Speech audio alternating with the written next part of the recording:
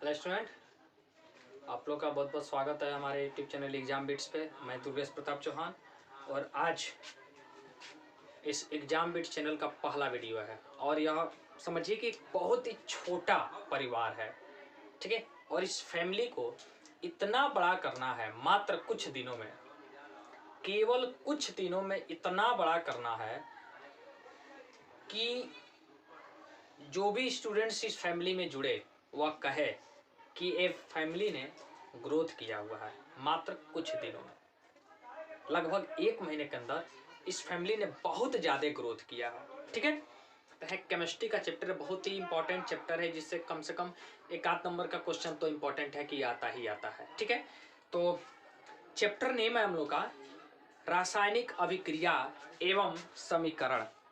इस मेरे channel exam bits पे जो फर्स्ट टाइम विजिट कर रहे हैं लोग, वो इस चैनल को पहले तो क्या करें, सब्सक्राइब करें और लाइक करें और अधिक से अधिक मात्रा में क्या कीजिए, शेयर कीजिए, ठीक है। तो चलिए, अभी ये छोटा परिवार है, इस फैमिली को और बड़ा करना है, ठीक है। तो हम लोग का जो चैप्टर है वह कौन सा चैप्टर है? चैप्टर है रासायनिक, क्या है? रासायनिक अभिक्रिया एवं समीकरण। क्या है? समीकरण, ठीक है। यानी कि केमिकल रिएक्शन एंड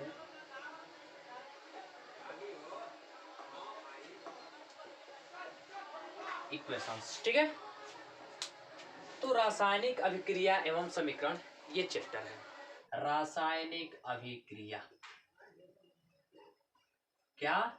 रासायनिक अभिक्रिया यानी कि जिसे हम लोग क्या बोलते हैं, तो केमिकल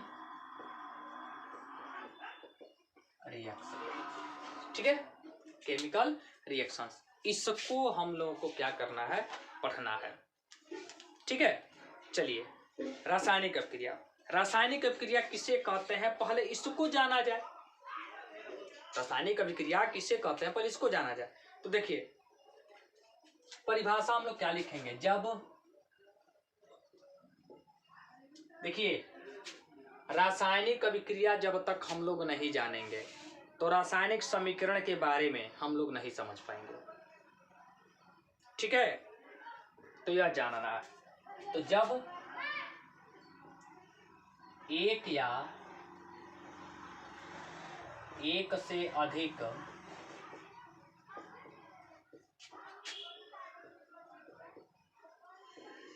पदार्थों के क्या परमाणु पुनर्व्यवस्थित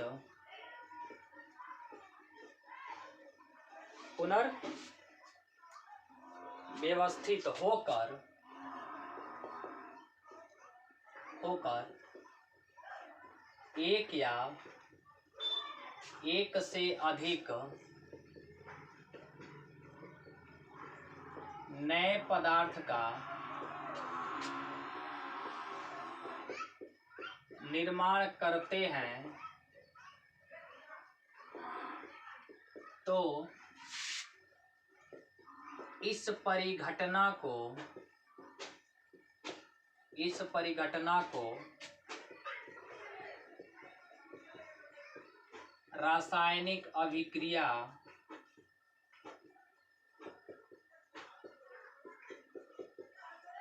कहते हैं। अब आगे बात समझ में, देखिए बस ध्यान से समझिए कि अगर माना कि कोई रासायनिक अभिक्रिया हो रही है यानी कि केमिकल रिएक्शन, तो यह जब बोल रहा है कि जब कोई एक या एक से अधिक पदार्थ हो, वो आपस में यानी कि उनके परमाणु पुनर्व्यवस्थित हो और वह एक या एक से अधिक नए पदार्थ का निर्माण करता हो, तो इस क्रिया को हम लोग क्या बोलते हैं, इस घटना को हम लोग क्या बोलते हैं, तो रासायनिक अभिक्रिया कहते हैं। आई बात समझ में, क्या कहते हैं, रासायनिक अभिक्रिया कहते हैं।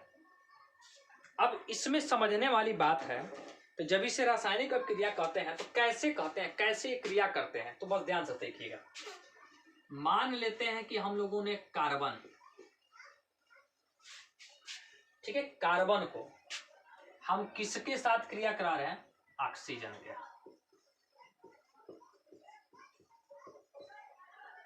किसके साथ क्रिया करा रहे हैं, ऑक्सीजन के। यानी कि कार्बन जब ऑक्सीजन से क्रिया करता है, ध्यान से समझना, कार्बन ऑक्सीजन से जब क्रिया करता है तो क्या होता है, बनता क्या है, एक पदार्थ बनता है जिस पदार्थ को हम लोग बोलते हैं क्या, कार्बन डाइऑक्साइड। क्या बोलते हैं, कार्बन डाइऑक्साइड। यानी कि उस पदार्थ को क्या बोला जाता है, कार्बन डाइऑक्साइड। और चाहे और बहुत सारे रिएक्शन है जिसको हम लोग आसानी से क्या कर सकते हैं, लेकर यह बता सकते हैं कि ऐसा होता है। देखिए, जैसे माना जाए कि हम हाइड्रोजन को अगर ले लें और वह क्रिया कर रहा है किससे, ऑक्सीजन से, तो किसका निर्माण कर लेता है, तो यह जल बना लेता है। क्या बनाता है, जल। तो ये सब हमारे क्या है, रासायनिक अभिक्रिया है। और रासायनिक अभिक्रिया के थ्रू होते हैं। जैसे माना दो पदार्थ है, ये मिलकर क्या किया, कार्बन डाइऑक्साइड का निर्माण किया। यहाँ दो पदार्थ है, जल का निर्माण कर दिया। तो इस तरीके की अगर क्रिया पाई जाती है तो रासायनिक अभिक्रिया कहलाती है।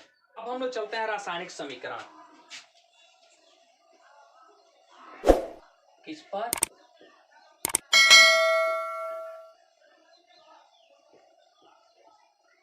रासायनिक समीकरण यानी कि केमिकल इक्वेशंस। ठीक है, देखिए अभी हमने परिभाषा में लिखा, रासायनिक अभिक्रिया वाली परिभाषा में, कि कोई एक या एक से अधिक पदार्थ आपस में मिल रहे हैं और वह एक या एक से अधिक नए पदार्थ का जब अगर वो निर्माण कर रहे हैं, एक या एक से अधिक मिलेंगे और एक से अधिक का भी कर सकते हैं, एक का भी कर सकते हैं। ठीक है, तो जब एक या एक से अधिक पदार्थ का निर्माण करेंगे तो उन्हीं को हमको क्या संक्षिप्त रूप में, या इसको बोला जा सकता है संक्षिप्त रूप या संकेत के रूप में या सूत्र के रूप में जो विधि लिखी जाती है वही रासायनिक समीकरण कहलाती है। ठीक है, वही क्या कहलाता है, रासायनिक समीकरण कहलाती है। तो चलिए इसके परिभाषा में क्या लिखेंगे, जब किसी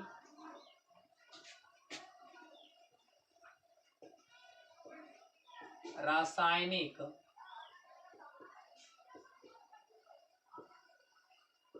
अभिक्रिया में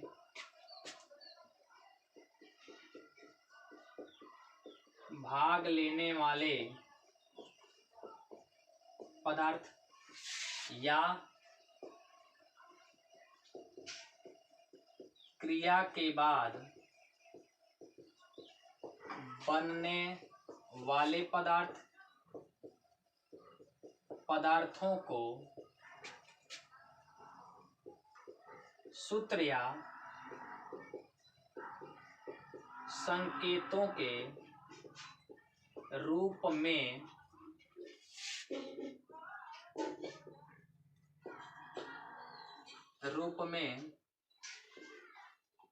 लिखने की विधि को रासायनिक समीकरण कहते हैं।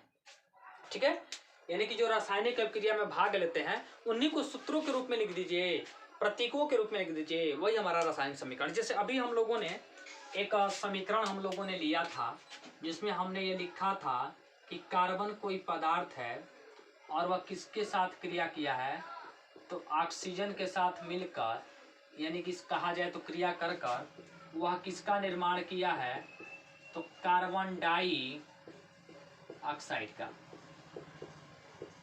ठीक है, किसको, कार्बन डाई। तो ये जो क्रिया हुई है ना, यानी कि ये जो प्रक्रिया हुई है, इसे हम लोग क्या बोलेंगे कि यह रासायनिक अभिक्रिया है। क्या है, रासायनिक अभिक्रिया। अब यह रासायनिक अभिक्रिया क्यों है, यह रासायनिक अभिक्रिया इसलिए है क्योंकि इसको संकेत के रूप में नहीं लिखा गया। अब देखिए, अब मैं रासायनिक समीकरण लिख रहा हूं। जैसे कार्बन का प्रतीक जो होता है वह होता है C, प्लस जो ये ऑक्सीजन होता है ये हो जाएगा O2। जब ये दोनों मिलकर क्रिया करेंगे तब ये CO2 का निर्माण करेंगे। ये हमारा है रासायनिक समीकरण। क्या है? रासायनिक समीकरण है। अब आगे बात समझ में, क्या है? रासायनिक समीकरण है। क्या है? रासायनिक समीकरण है। आगे बात समझ में। अब देखिए, जैसे एक रिएक्शन में और ले लूं, कुछ भी लिया जा सकता है। जैसे नाइट्रोजन है, क्या है? नाइट्रोजन, और वह किसके साथ क्रिया करेगा? तो हाइड्रोजन के साथ। ठीक है, हाइड्रोजन के साथ। और क्रिया करने के बाद क्या बनाएगा? मान लेते हैं कि अमोनिया बनाए।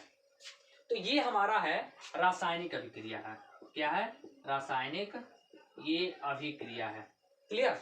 अब समीकरण में कब होगा? तो जब इसको लिखा जाएगा कि ये N2 और प्लस किसने मिलकर, H2 ने मिलकर जब ये क्रिया की और क्या बनाई? NH3। क्या बनाया? NH3। अब ये हम इसको बोल सकते हैं कि ये रासायनिक क्या है? समीकरण है। ठीक है, ये क्या है? अगला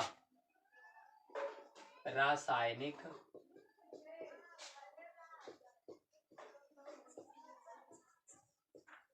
समीकरण का निरूपण। ठीक है, रासायनिक समीकरण का निरूपण हम लोग देखते हैं। देखिए, रासायनिक समीकरण जब लिखा जाता है तो मुख्यतः दो पार्ट में लिखा जाता है। कितने पार्ट में? दो पार्ट। देखिए, जो पहला पार्ट होता है उसे हम लोग बोलते हैं अभिकारक। क्या बोलते हैं? अभिकारक, जिसे हम लोग रिएक्टेंट कहते हैं। क्लियर? और जो दूसरा पार्ट है उसे हम लोग बोलते हैं क्या? उत्पाद। यानी कि इसे हम लोग क्या बोलते हैं? ये प्रोडक्ट होता है। क्लियर? यानी कि अभिकारक यानी कि रिएक्टेंट, उत्पाद यानी कि प्रोडक्ट। अब ये बनते कैसे हैं? जैसे सिंपल सी भाषा में मान लेते हैं कि A और B ये दो कोई पदार्थ है। जिसे दो पदार्थ है, रासायनिक अभिक्रिया में भाग लिया, और जब ये इन दोनों ने मिलकर, यानी कि इन दोनों ने मिलकर अभिक्रिया कर कर C+D का निर्माण किया तो रासायनिक अभिक्रिया कंप्लीट हुई। अब इस रासायनिक समीकरण को हम लोग दो तरीके से लिखते हैं। इस पक्ष में यानी कि जो अभिक्रिया के बाद बनता है या जो अभिक्रिया में भाग लेता है, तो इसे हम लोग बोलते हैं क्या? अभिकारक। ठीक है, इसे क्या बोलते हैं? अभिकारक। और इसे क्या बोलते हैं? उत्पाद। तो थोड़ा हम सही से लिख लेते हैं ताकि इसका परिभाषा भी यहीं पे लिख लिया जाए। इसे हम लोग क्या बोलते हैं? तो उत्पाद बोलते हैं। क्लियर? और इसे हम लोग क्या बोलते हैं? तो अभिकारक बोलते हैं। ठीक है, क्या बोलते हैं? अभिकारक। अब अभिकारक किसे कहते हैं ये भी बहुत जरूरी है जानना। तो अभिकारक किसे कहते हैं तो जान लीजिए, जो